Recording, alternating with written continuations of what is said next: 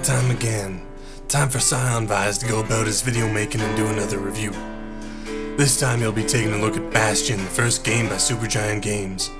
See, Scion loved Bastion back when it first released in the early 2010s, but it's about time he paid another visit to see if his love was justified, or if it was all naive nostalgia. Well, I'm hearing voices inside my head now.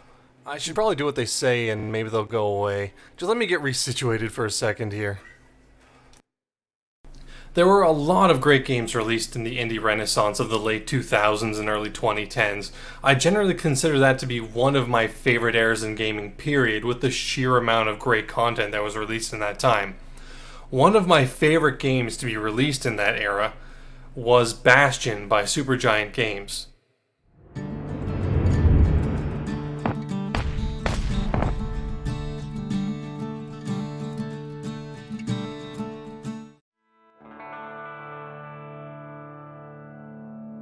Proper story's supposed to start at the beginning, but it ain't so simple with this one.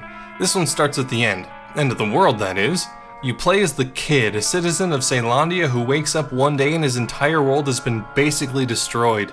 He makes his way to the Bastion, a special place that has conveniently been created just in case this specific apocalypse happens. It's not suspicious at all, what are you talking about? Now, the Bastion can be used to restore the world back to its pre-rapture state if it has all the data it required from the city's cores. So, with the guidance of the stranger, the Kid goes off to various parts of the world that are still somewhat intact, and attempts to gather all of those cores. Of course, things aren't quite that simple, but we'll get back to that later. So, how does the Kid go about all this? Bastion is an overhead beat-em-up, basically. It's got an isometric perspective where everything is viewed from a bit of an angle from overhead. You go from place to place beating up waves of various enemies that ramps up in difficulty as the story progresses. The Kid gets quite the arsenal as he goes along, with loads of different weapons, sub-weapons, and abilities that he can use to beat up the baddies. My personal favorite weapons are the Sail Hammer and the Galleon Mortar, with the Breaker's Bow coming in a close third. But they're all pretty enjoyable and you can mix and match to suit your needs. The Kid also gets a shield that he can use to deflect enemy attacks, reflecting projectiles and stunning anyone who tries to get up a bit too close. He can also dodge roll to avoid attacks. I really like the combat overall. While it is a pretty simple beat 'em up, the sheer number of weapon combinations and styles makes it hard to get tired of. As soon as one weapon is losing its luster, you could always just change to another and try something new. I also like that the Stranger, later known as Rux, gives a little unique phrase for each weapon loadout that the Kid has. He even mentions if you aren't using different weapons and only stick to a few mainstays. A really nice touch in my opinion. Of course you're going to get hit as well, and there's plenty of healing to go around. You can carry 3 healing tonics at once. Generally there are several that drop during every enemy encounter as well, and you can also replenish your tonics when you find any fountains about. I almost feel like there's too much healing available. I feel like you can just face tank anything that gets thrown your way and be totally fine. There are even some benefits to getting hit sometimes. If you get thrown up into the air and choose not to recover, when you fall and hit the ground, you can do damage to enemies that surround that area, even killing some weaker ones. The difficulty in healing system is a bit wonky, but I suppose that during my first playthrough I probably appreciated the extra leniency. Sub-weapons and abilities use a similar potion, each of these requiring 1 sip of the booze. Sub-weapons are different types of attacks the Kid can use outside of his 2 main weapons. For instance, he can toss hand grenades for AoE damage. Abilities require certain main weapons in order to be used. Like, you can do a swirling attack with the Sail Hammer if you have both it and its Whirlwind ability equipped, and you can't equip the ability at all if you aren't using the hammer. The mechanics and flow of the game here are solid, but you can definitely tell it's a first attempt. It's a little rough around the edges, especially compared to the later games that Supergiant has released, specifically Hades. It seems like a bit of a reimagination of Bastion's combat, except everything is far smoother. My Steam page says I've put about 32 hours into Bastion, but I can guarantee it's much more than that, since I've not only played it on PC, but Switch and PS3 before both of those. I've played it through loads of times trying out new builds and really getting the hang of these different playstyles. I just like how the game plays that much. This is something I can do because Bastion isn't a particularly long game. My most recent playthrough for footage took about 3 hours, skipping a bunch of the optional content. But a full playthrough that's fully exploring the world and doing all the optional areas and challenges will probably put you back around 8 to 10 hours. The Bastion is your home base of sorts. As you gather cores from various areas, you expand what you can do there. You get the ability to change weapons, upgrade those weapons, pray to whatever god you like, buy back stuff you missed along the way, get rewards from in-game challenges, and become an alcoholic. I don't blame the kid, the world did just end, so I recommend drinking recklessly. Each drink you down gives the kid a different special effect, like adding a critical hit chance at full health, or letting the kid hold more healing tonics. You can also increase the amount of drinks you can use at once as you level up, and can switch out which ones you use whenever you want when you head back to the Bastion. Praying to gods is a form of custom difficulty. As you unlock shrines, you can choose to activate them. Each shrine gives a form of added difficulty, like enemies moving faster or having more health, and in exchange you get a lot more experience for defeating them.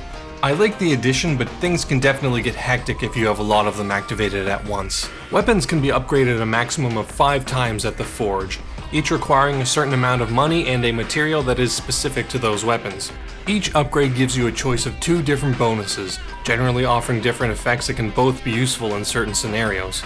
Thankfully, if you choose a bonus that you don't end up liking, you have the option to change it to the other option whenever you head back to the forge. It's really non-committal and encourages experimentation with different weapons and builds for each weapon. By the way, every fixture of the Bastion can be upgraded later in the game, giving them more features, more inventory, etc. Oh, and don't worry, you can't miss any of these upgrades. They're all mandatory, so you'll have a fully featured Bastion by time you reach the endgame. Once you're done at the Bastion, it's time to head to the Skyway and jump headfirst out into the wilds. Each level starts out like this.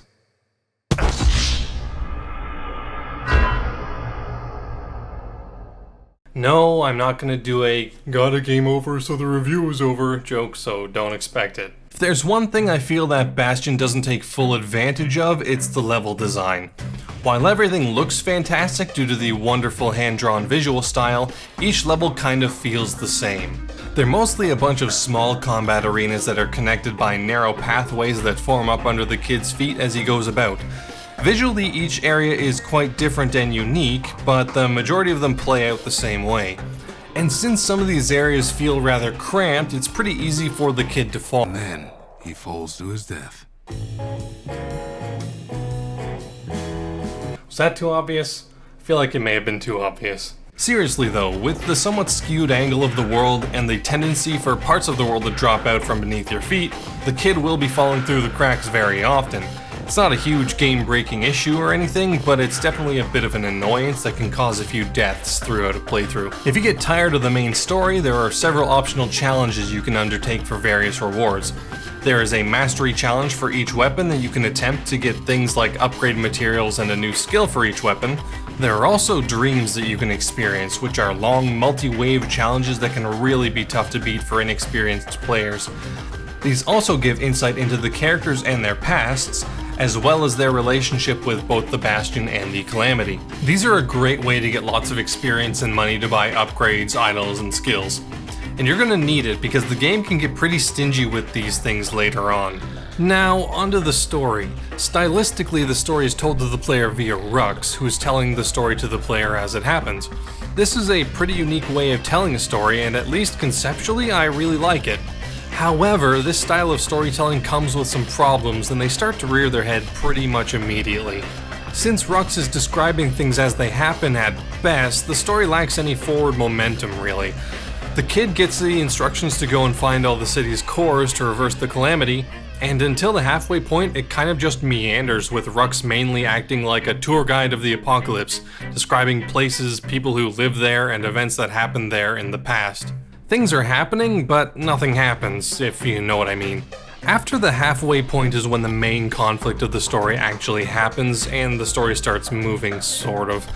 Zulf, using Zia's notebook, Zulf and Zia being the other 2 survivors that the kid comes across during his travels, learns the secret of the Calamity, its cause and its purpose, and vows revenge on both Caelondia and the Bastion. Zulf is the only character to have any semblance of an arc throughout the game, essentially becoming the main antagonist in the second half. The kid, Rux, and Zia are all fairly static, Zia having basically nothing to do and Rux only telling the story. Of course, the Calamity itself is always looming in the background as the main driving point of the adventure, but Rux always addresses it more like an inconvenience rather than an apocalypse, with Zulf's actions being more immediate, yet less important. Things continue with the same general structure until the end, with the kid going through more areas and Rux being a tour guide. The last area before the ending is the most important story-wise, and I don't want to spoil everything, so I'm going to leave that part untold. However, at the very end you are given a choice. You have the option to either use the Bastion for its intended purpose and reset the world to back before the calamity, or accept the result of the calamity and continue on in this new world by evacuating and leaving Caelondia. For this playthrough I figured I'd not let Rux's work go to waste and just let the Bastion do its thing. Well, here we go.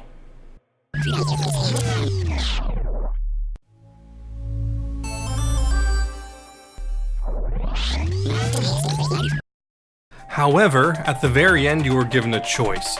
You have the option to either use the Bastion for its intended purpose and reset the world to back before the calamity, or accept the result of the calamity and continue on in this new world by evacuating and leaving Caelondia. You can choose whatever ending you like in this situation, but I feel like the evacuation ending is the canon ending, so we'll just go with that. It was at this point that Scion decided it would be time he talked about me.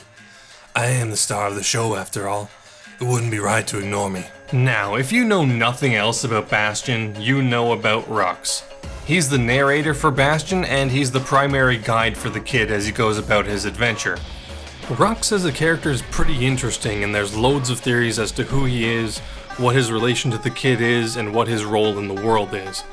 One thing I like about Rux specifically is that it's not completely guaranteed he's a reliable narrator. He generally describes everything that is happening as it happens, but you learn near the endgame that everything he has talked about is all past events.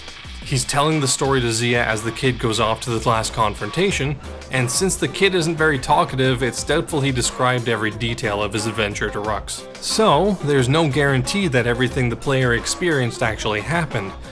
But I'm going into fan theory territory there, so back to Rux. Of course, if you don't know much about Bastion, you're really only going to recognize Rux by his voice.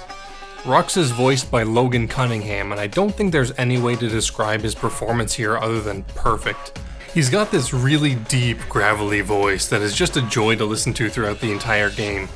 He really sells the idea that Rux is an old, world-weary man who's seen his fair share of troubles and has a story to tell. Of course, I'm doing my own little gag version in this video, but there's no real comparison. This performance has gotten so popular that Rux even became a DLC announcer for Dota 2.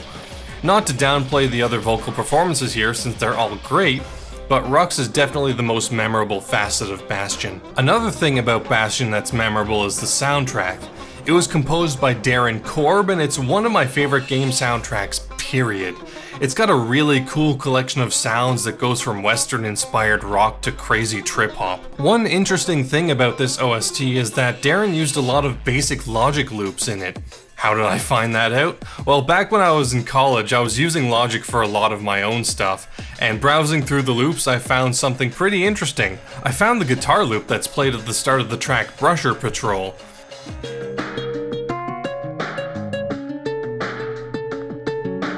I don't have Logic anymore, so I can't really just go find it, but it was Lonely Guitar 3 or something like that. These loops really give a cool feel to the songs, and it probably wouldn't have been the same without them. The voice actors all sing the songs that have vocals too, which is a really nice touch and something that Darren and Supergiant would continue with into the future.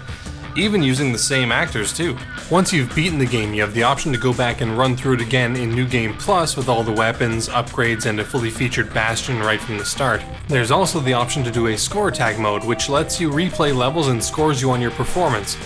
If you're having any trouble in the game in any way, there's also a more casual mode that gives you an infinite amount of retries if you die.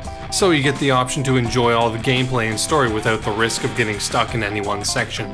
While this is a difficulty mode I won't personally use, I'm definitely okay with Supergiant including it. Bastion is available on basically every platform now, so grab it wherever you like to play. I played it through on my Switch most recently, and I got footage for it on my PC, which thankfully turned out fine, as there were some weird issues with screen tearing on my current monitor, which I never experienced before. I really enjoyed going back and playing Bastion again, even if it hasn't aged quite as gracefully as I thought it would. I generally would recommend it to anyone who's interested in playing it.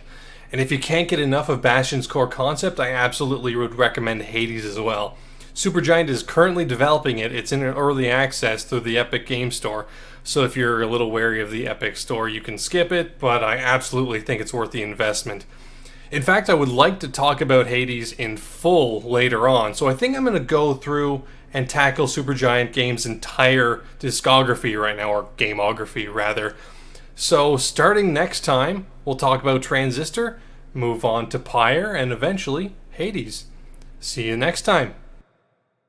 And with that, Scion has finished another review, and in a timely manner as well. I don't know what the future for him holds, but I know that I will like, comment, and subscribe. Really?